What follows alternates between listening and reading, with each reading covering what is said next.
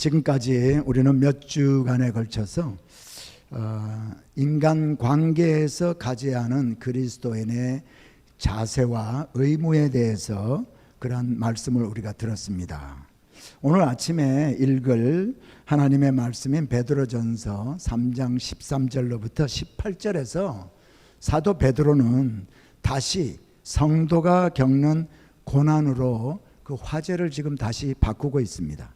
왜냐하면 이 편지의 수신자들인 소아시아에 흩어져 있는 그런 성도들이 예수 믿는 것 때문에 많은 고난을 받고 있기 때문입니다. 베드로전서에 이 베드로의 그 서신서 이곳저곳에 이렇게 살펴보면 시험을 말하고 있고 시련과 고난에 대해서 말하는 것을 통해서 그들이 지금 고난당하며 살고 있음을 우리는 이제 알 수가 있습니다. 그래서 오늘 이 말씀들을 확인하기 위해서 베드로전서 몇 군데에서 말씀을 한번 찾아봅니다. 베드로전서 1장 6절 보니까 그러므로 너희가 이제 여러 가지 시험으로 말미암아 잠깐 근심하게 되지 않을 수 없으나 오히려 크게 기뻐하도다. 시험 당하고 있는 것을 지금 얘기를 하고 있고요. 베드로전서 4장 12절로 13절을 보면 사랑하는 자들아 너희를 연단하려고 오는 불시험을 이상한 일 당하는 것 같이 이상히 여기지 말고 오히려 너희가 그리스도의 고난에 참여하는 것으로 즐거워하라. 이는 그의 영광을 나타내실 때 너희로 즐거워하고 기뻐하게 하려 함이라 하셨습니다. 그리고 베드로전서 5장 8절 9절에 보니까 근신하라 깨어라 너희 대적 마귀가 우는 사자같이 두루 삼키며 삼킬 자를 찾나니 너희는 믿음을 굳건하게 하여 그를 대적하라. 이는 세상에 있는 너희 형제들도 동일한 고난을 당하는 줄을 알미라. 이렇게 시험, 고난, 연단 이란 얘기를 베드로전서에서 베드로 이 서신서를 받는 독자들에게 성도들에게 지금 얘기를 하고 있습니다. 베드로 사도는 그들이 받고 있는 이 고난을 바로 이해시키고 또 고난 당할 때 어떻게 이 고난에 대해서 이렇게 대해야 하는가 하는 것을 알게 함으로 말미암아 고난을 잘 견디도록 오늘 본문 말씀을 하고 있습니다. 여러분, 성경에 기록된 모든 말씀이 다 그렇지만은 특별히 오늘 주시는 하나님의 말씀은 우리들이 꼭 마음판에 새기고 살아야 하는 말씀인 줄 믿습니다. 먼저 본문 말씀을 베드로전서 3장 13절로부터 18절 말씀 합독하겠습니다. 13절부터 시작. 또 너희가 열심으로 선을 행하면 누가 너희를 행하리요? 그러나 의를 위하여 고난을 받으면 복 있는 자니 그들이 두려워하는 것을 두려워하지 말며 근심하지 말고 너희 마음에 그리스도를 주로 삼아 거룩하게 하고 너희 속에 있는 소망에 관한 이유를 묻는 자에게는 대답할 것을 항상 준비하되 온유와 두려움으로 하고 선한 양심을 가지라. 이는 그리스도 안에 있는 너희의 선행을 욕하는 자들로 그 비방하는 일에 부끄러움을 당하게 하려 함이라. 선을 행함으로 고난받는 것이 하나님의 뜻일진데 악을 행함으로 고난받는 것보다 나으니라. 그리스도께서도 단번에 죄를 위하여 죽으사 의인으로서 불의한 자를 대신하셨으니 이는 우리를 하나님 앞으로 인도하려 하심이라. 육체로는 죽임을 당하시고 영으로는 살리심을 받으셨으니. 아멘. 사도 베드로는 오늘 본문 13절에서 또 너희가 열심으로 선을 행하면 누가 너희를 해하리요? 라는 질문으로 고난에 대한 말씀을 시작합니다. 이 13절 말씀은 지난주에 읽은 말씀과 같은 맥락의 말씀입니다. 13절 바로 앞에 있는 12절 말씀 제가 읽어드립니다. 주의 눈은 의인을 향하시고 그의 귀는 저의 간구에 기울이시되 주의 낯은 악행하는 자들을 향하시느니라 하였느니라. 의를 행하고 선을 열심히 행하는 자를 하나님이 지켜주시고 보호해 주신다는 말씀입니다. 그래서 주의 눈은 의인을 향하시고 그의 강구에 귀를 기울이신다라고 하시는 것입니다. 사도 바울도 사실은 동일한 말씀을 선언하고 있어요. 로마서 8장 31절 하반절 말씀을 보면은 하반절만 봅니다. 만일 하나님이 우리를 위하시면 누가 우리를 대적하리요. 하나님이 우리를 위하시는데 누가 대적하겠냐는 고백입니다. 다윗에게도 이런 믿음이 있었어요. 시편 56편 4절입니다. 내가 하나님을 의지하고 그 말씀을 찬송하올지라. 내가 하나님을 의지하였은즉 두려워하지 아니하리니 혈육을 가진 사람이 내게 어찌하리요. 내가 하나님을 의지했는데 그래서 두려워하지 않겠다. 혈육을 가진 사람이 나를 어떻게 하겠냐는 다윗의 고백입니다. 여러분, 그런데 이 편지를 읽는 성도들은 지금 엄청난 고난을 겪고 있습니다. 그런 그들에게 누가 너희를 헤아리려 하고 베드로는 오늘 말씀을 합니다. 이 말씀을 오늘 우리가 어떻게 이해해야 할까요? 이것을 알기 위해서 베드로가 말하는 13절에 말하는 그 바른 의미를 알아야 합니다.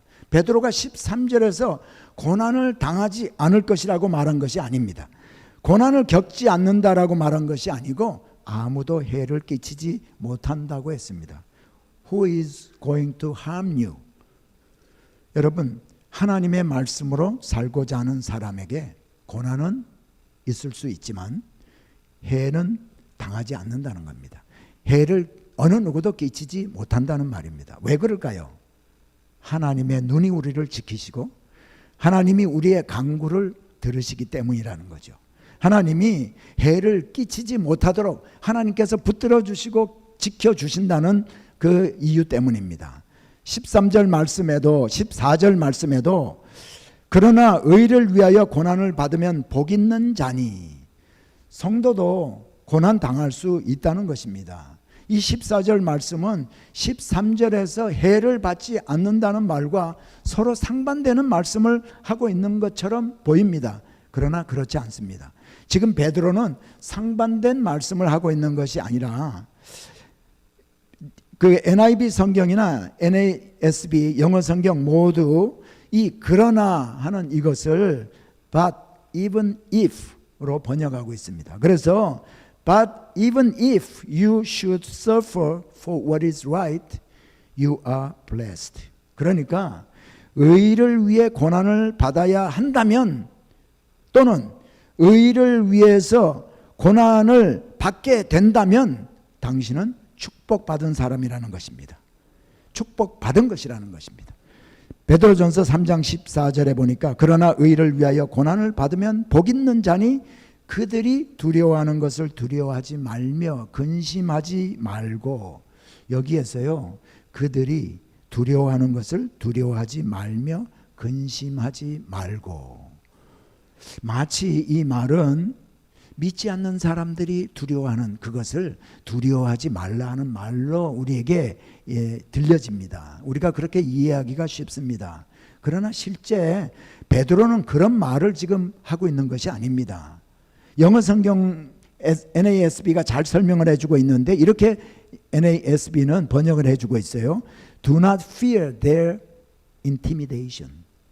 그들의 intimidation을 두려워하지 말라는 거죠. 새 번역 성경도 확실한 의미를 전달해 주고 있습니다. 우리 새 번역 성경은 우리에게 좀 익숙하지 않은 성경인데요, 때로 본문에 우리가 읽는 개역 개정이나 개역 한글의 말씀이 조금 이렇게 이해하기가 힘들다 할 때는요, 새 번역 성경을 한번 그 귀절을 읽어보면 이해가 때로는 쉽게 됩니다. 새 번역 성경 14절 3장 14절을 한번 읽어봅니다. 그러나 정의를 위하여 고난을 받으면 여러분은 복이 있습니다. 그들의 위협을 두려워하지 말며 흔들리지 마십시오. 그들의 위협을 얘기를 하고 무서워하지 말라라고 얘기하고 있습니다. 이 말은 세상을 통해 오는, 또 세상 사람들이 우리에게 가져다 주는 위협이나 공갈이나 협박 같은 거, 그런 거 두려워하지 말라는 겁니다. 그래서 그런 일을 당할 때 무슨 일이나 일어난 것처럼 법석을 떨면서 마음이 흔들리고 그래서 요동하지 말고 근심하지 말라는 겁니다. 이게 바로 성도가 오늘날 의를 위해서 의를 행하며 선을 행하며 그럴 때 고난을 찾아올 때에 첫 번째 가져야 하는 것 14절 말씀입니다. 두려워하지 말고 근심하지 말라. 사랑하는 여러분, 실제 우리는요 예수 믿기 너무나 좋은 환경 가운데서 살고 있습니다. 우리는 기독교가 기초된 나라에서 살고 있기 때문에 우리가 예수를 믿고 의를 행하며 살려고 할 때 그렇게 초대교회 성도들이 겪었던 것 같은 그러한 고난, 그러한 어려움을 당하며 살고 있지는 않습니다. 하지만 아직까지 이 지구상에는 예수 믿기 때문에 공갈을 당하고 협박을 당하고 테러를 당하며 사는 성도들이 많이 있습니다. 그러나 우리는 그와 같은 고난을 겪고 있지 않지만은 예수 믿는 우리들이 말씀대로 살려고 할 때 우리를 어렵게 하는 많은 장애물들을 만나게 됩니다. 우리가 예수 믿기 전에는요 아무런 제재 없이 내가 하고 싶은 대로 다 하면서 살았습니다. 나 위주의 나 중심의 삶을 살았습니다. 그러나 이제 우리는 예수 믿게 되었습니다. 그래서 예수님의 말씀대로 살아야겠다는 그러한 부담이 있고 결단을 우리가 하게 됩니다. 정직하게 살겠다는 그런 부담이 있습니다. 하나님이 기뻐하지 않는 나쁜 습관 같은 거 가지고 있는 거 이거 버려야 되겠다라는 그러한 부담이 있습니다. 예수 믿기 때문에 여러분 육신의 소욕과 싸우는 우리의 속사람이 의를 위해 고난을 당한 것이라 할 수 있습니다. 또 실제 예수 증거하다가 참을 수 없는 그러한 모욕까지 우리는 당하기도 합니다. 그런데 그럴 때 우리가 예수를 위해서 예수님을 위해서 우리는 참아야 합니다. 베드로는 예수님이 갈릴리 부근 산상에서 제자들에게 하신 말씀을 기억하면서 오늘 이 말씀을 적었을 것입니다. 베드로가 기억했을 예수님의 그 말씀 마태복음 5장 10절부터 12절에 있는 말씀 예수님의 말씀을 제가 읽어드리겠습니다. 의를 위하여 박해를 받은 자는 복이 있나니 천국이 그들의 것임이라. 나로 말미암아 너희를 욕하고 박해하고 거짓으로 너희를 거슬러 모든 악한 말을 할 때에는 너희에게 복이 있나니 기뻐하고 즐거워하라. 하늘에서 너희의 상이 큼이라. 너희 전에 있던 선지자들도 이같이 박해하였느니라. 여러분 이 말씀 바로 직전에 제자들에게 하신 말씀도 보면은 가난한 자는 복이 있나니 또 줄인 자는 복이 있나니. 그래서 가난한 자, 줄인 자, 핍박받는 자에게 너희에게 복이 있다라고 예수님이 말씀하셨습니다. 여러분 복을 받을 것이다가 아니라 복이 있다. 여러분 왜 그렇게 말씀하셨을까요? 하나님의 사랑을 받고 있는 사람들이기 때문입니다. 하나님의 보호와 인도하심을 받고 있는 사람들이기 때문입니다. 그러나 여러분 예수 믿는 사람들이 당하는 고난 모두가 우리가 예수 믿는 우리들이 당하는 고난 모두가 의를 위해서 받는 고난이 아님을 우리는 이해해야 합니다. 경제적으로 성도가 어려움을 겪습니다. 직장이 없어서 어려움을 겪습니다. 사업이 부진하여서 어려움을 당하고 믿었던 지인들에게 배신을 당하기도 합니다. 또 육신의 질병으로 인해서 우리가 고통을 당하기도 합니다. 그리고 내가 소원하고 내가 원했던 것들 이루어지지 않을 때도 있습니다. 그래서 우리는 마음이 아픕니다. 이런 것들은요 예수 믿는 사람이나 예수 믿지 않는 사람이 일반적으로 겪는 그런 고난입니다. 그러나 의를 위해 받는 고난이란 무엇인가? 예수를 믿기 때문에 말씀에 순종하기 위해서 그리고 복음을 위해서 희생하는 모든 것들 이런 것들이 바로 의를 위해서 받는 고난입니다.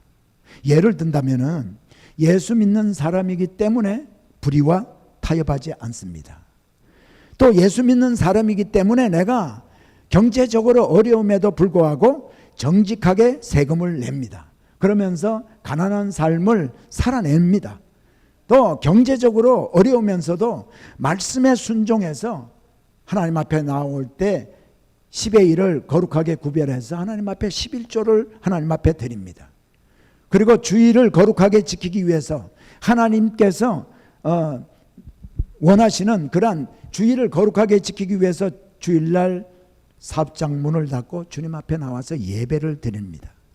여러분, 예수 믿는 사실 때문에 직장에서 불이익을 당하면서도 그들을 선으로 대하는 이러한 것들, 또 육신의 질병으로 고통 가운데 있지만 예배의 삶을 살고 믿음을 잃지 않는 것, 이와 같은 것들이 바로 의를 위하여 받는 고난입니다.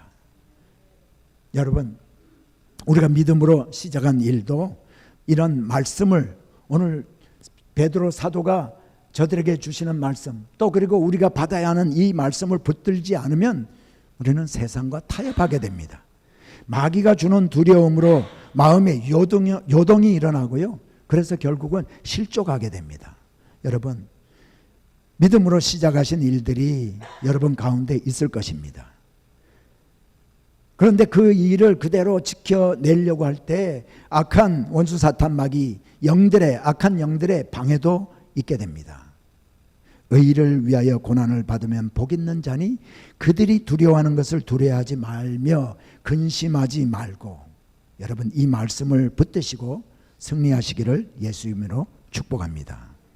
두 번째, 고난에 대한 우리들의 자세, 우리 마음에 그리스도를 주로 삼아 거룩하게 하는 것입니다. 우리 마음에 그리스도를 주로 삼아 거룩하게 하는 것. 이 말씀이 15절 베드로전서 3장 15절 상반부에 있습니다. 너희 마음에 그리스도를 주로 삼아 거룩하게 하고, 여기까지만 읽겠습니다. 제가 그리스도를 주로 삼아 거룩하게 한다. 이 말이 어떻게 하라는 말일까요? 이 말이 무엇을 의미하는지 알기 위해서요, 주로 삼아라는 말을 거기서 빼고 한번 읽어보겠습니다. 너희 마음에 그리스도를 거룩하게 하고, 주로 삼아를 빼고 있습니다. 너희 마음에 그리스도를 거룩하게 하고. 먼저 그리스도를 거룩하게 하라는 말입니다. 거룩이라는 말은 구별하다, 성별하다, sanctify 이라는 말입니다. 다른 모든 것들로부터 구별해 놓으라는 말입니다. 그러니까요, 그리스도를, 우리 예수님을 구별된 분으로 모셔라는 말입니다. 삶의 주인으로 예수 그리스도를 구별해서 대접하는 것을 말하는데, 그리스도를 구별한 분으로 인정하는 삶을 살라는 겁니다. 한마디로 다시 말하면 그리스도의 주권을 인정하라는 것입니다. 예수님이 원하시는 일이라면 내가 하고 싶지 않은 일이라 할지라도 순종하는 것, 여러분 이런 삶을 사는 것이 바로 그리스도를 거룩하게 하는 것이고 그리스도의 주권을 인정하는 것입니다.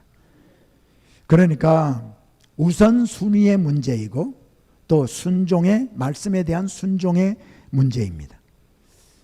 순종하면은 우리가 아브라함의 순종을 기억할 수 있죠. 하나님은 아브라함에게 독자 이삭을 바치라고 명령했습니다. 그때 아브라함의 마음이 어떠했을까요? 어쩌면 왜 독자인 그 이삭을 바치고 싶지 않았을 것입니다. 왜 갈등하지 않았겠습니까?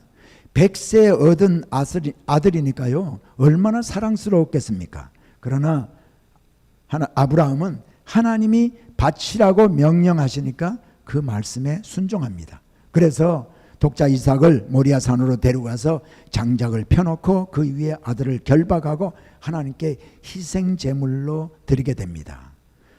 하나님이 하시라고 하는 것이니까 순종하는 그 행위가 말씀하는 분을 거룩하게 하는 행위가 되는 것입니다. 사랑하는 성도 여러분, 어느 누가 이렇게 말씀에 순종하는 삶을 살 수 있을까요? 여러분과 저도 오늘날 아브라함처럼 이렇게 하나님 말씀에 순종하는 삶을 살아야 하는데 누가 이런 삶을 살 수가 있을까요? 갈라디아서 2장 20절에 사도 바울은 이렇게 고백합니다. 내가 그리스도와 함께 십자가에 못 박혔나니 그런즉 이제는 내가 사는 것이 아니요 오직 내 안에 그리스도께서 사시는 것이라. 이제 내가 육체 가운데 사는 것은 나를 사랑하사 나를 위하여 자기 자신을 버리신 하나님의 아들을 믿는 믿음 안에서 사는 것이라. 이 사도 바울의 고백이요, 여러분과 저의 고백이 되면 좋겠습니다. 예수님이 나를 위해서 십자가에서 죽으셨고 그때 나도 죽었다. 그러므로 이제는 내 안에 계시는 그리스도를 위해서 산다는 이 고백이 있는 사람이라면 자신을 그토록 사랑하셔서 나를 그토록 사랑하셔서 십자가에서 죽기까지 하신 그 주님을 믿는 믿음으로 주님의 말씀에 순종할 수 있을 것입니다. 그래서 우리가 고난을 당하면서도 말씀에 순종함으로 하나님을 인정하는 그러한 삶을 살 때 여러분 우리 주위에 있는 우리의 이웃들이 우리를 주목하게 되는 겁니다. 세상적으로 생각하면 좌절하고 배반하고 돌아서야 하는 것이 마땅합니다. 그러나 고난을 겪으면서도 우리가 흔들리지 않고 굳게 서 있을 때 사람들은 궁금해하고 의문을 갖게 됩니다. 그렇습니다. 여러분, 세상 사람이 갖지 못한 것, 그러나 우리 예수 믿는 사람이 가진 게 있지 않습니까? 제가 가지고 있고 여러분이 가진 것이 있습니다. 바로 우리가 가진 소망입니다. 돈 주고도 살 수 없고 어떤 노력으로도 얻을 수 없는 오직 하나님의 은혜로만이 가질 수 있는 영생에 대한 소망이 있습니다. 세상 사람들은 우리에게 무엇이 그토록 기쁘게 하고 무엇 때문에 밝은 표정을 가질 수 있는지 물어옵니다. 무엇 때문에 주일날 쉬지 않고 세상 연락 즐기지 않고 주일날마다 주님 전에 나가서 교회에 나가서 예배 드리냐고 물어올 것입니다. 미치지 않았으면 어떻게 그럴 수 있느냐라고 물어올 것입니다. 세상 사람들은 고난을 겪는 우리가 소망을 잃지 않고 사는 그런 모습을 우리의 모습을 볼 때 무언가 세상 사람들과 다른 그런 것들을 보았기 때문입니다. 여러분, 의를 행함으로 고난을 겪을 그때가 오히려 주님께 영광을 드리게 되는 기회가 되는 때임을 여러분 기억하시기 바랍니다. 그래서 베드로 사도는 그 이유를 묻는 자들에게 대답할 것을 항상 예비하고 있으라라고 말하고 있습니다. 여러분은 어떻게 어려움을 겪으면서도 늘 웃음을 잃지 않고 있습니까? 잃지 않고 살 수 있습니까? 예수 믿는 것이 그렇게 기쁩니까? 좀 말해주세요. 여러분, 이런 질문을 받을 때 담대하게 그 질문에 대답할 준비가 되어 있는지요? 여러분은 천국에서 영원히 살 수 있다는 그 영생에 대한 소망을 다른 사람에게 어떻게 설명하시겠습니까? 여러분, 우리는 이 질문에 대한 대답을 준비하고 있어야 합니다. 이 땅에서의 삶이 전부가 아니라고, 예수님이 우리를 위해서 죽으셨기 때문에 우리는 이제 영원히 살 수 있게 되었다고, 그래서 내가 천국에서 살 수 있을 것이라고, 살게 된다고 여러분 대답할 수 있는 준비가 되어 있어야 합니다. 때로 사람들은 우리가 가진 이 소망을 흔들어 버리기 위해서 의도적으로 질문하기도 합니다. 이런 질문에 대한 대답을 예비하고 있다가 우리가 가진 믿음을 그들에게 증거해야 합니다. 소망에 대한 이유를 묻는 자들에게 대답할 것을 예비하는 성도가 다 되시기를 예수 이름으로 축복합니다.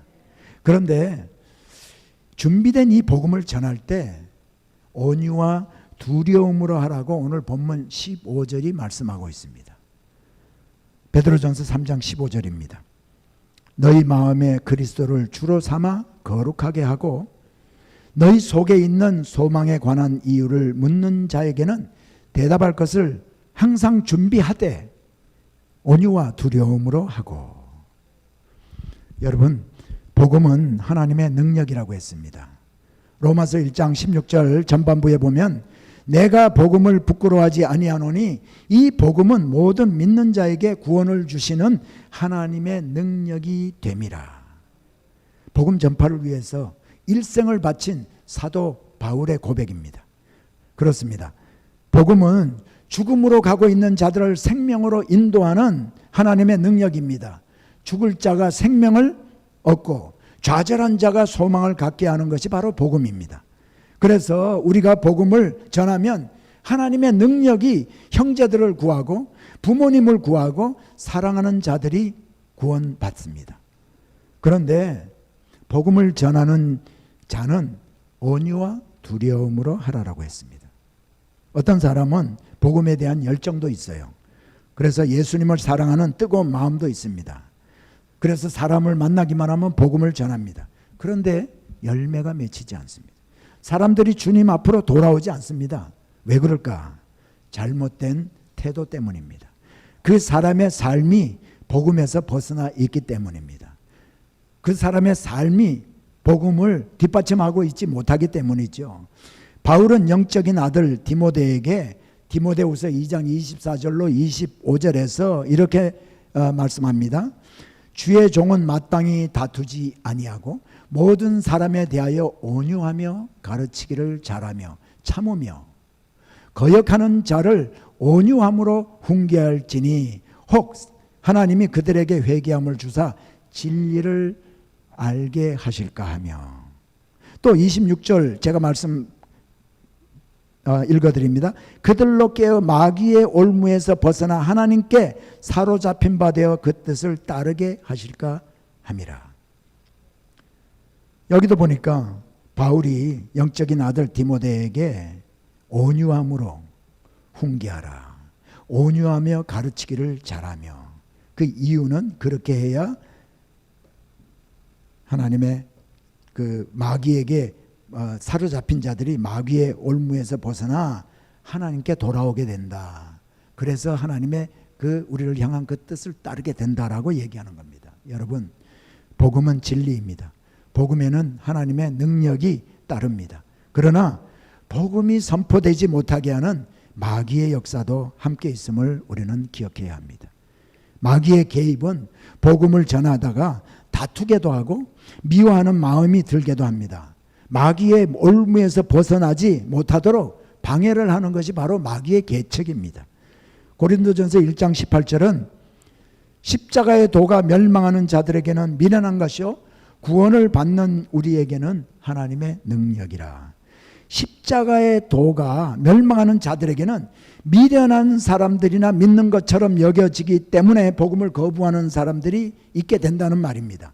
그러나 당신의 복음을 전하는 태도 때문에 그들이, 복음을 듣는 그들이 우리에게 머리를 흔들면서 떠나게 해서는 안 된다는 것을 마음판에 우리는 새겨야 됩니다. 그래서 베드로가 오늘 본문에서 너희 속에 있는 소망에 관한 이유를 묻는 자에게는 대답할 것을 항상 예비하되 온유와 두려움으로 하라라는 것입니다. 부드러운 말로, 사랑하는 마음으로, 오래 참음으로 관심을 가지고 우리가 가진 소망을 전하고 십자가의 도를 전하라는 것입니다. 우리가 전하는 복음에는 어떤 타협이나 어떤 양보도 있을 수가 없죠. 그러나 영혼을 불쌍히 여기며 영혼을 사랑하시는 예수님을 우리가 생각한다면 온유한 마음으로 전할 수 있을 것입니다. 그리고 두려움으로 하고 두려움으로 복음을 전하라. 세상 지위가 높은 사람을 대할 때 갖는 그런 두려워하는 마음을 가지라는 것일까요?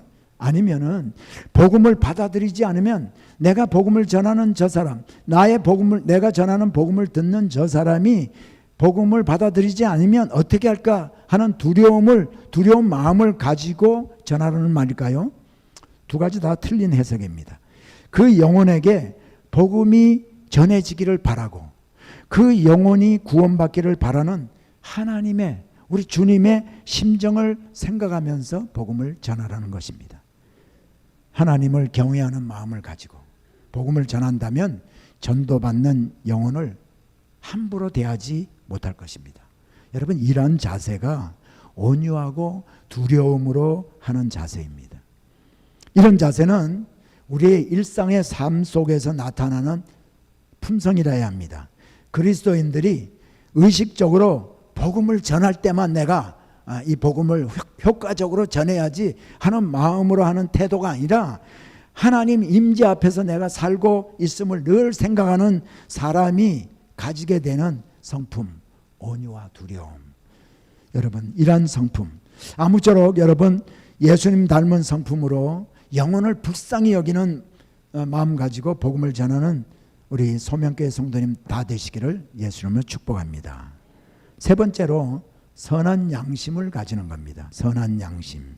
16절을 봅니다. 선한 양심을 가지라. 이는 그리스도 안에 있는 너희의 선행을 욕하는 자들로 그 비방하는 일에 부끄러움을 당하게 하려 함이라. 그리스도 안에 있는 예수 믿는 사람은 여러분 정직해야 합니다.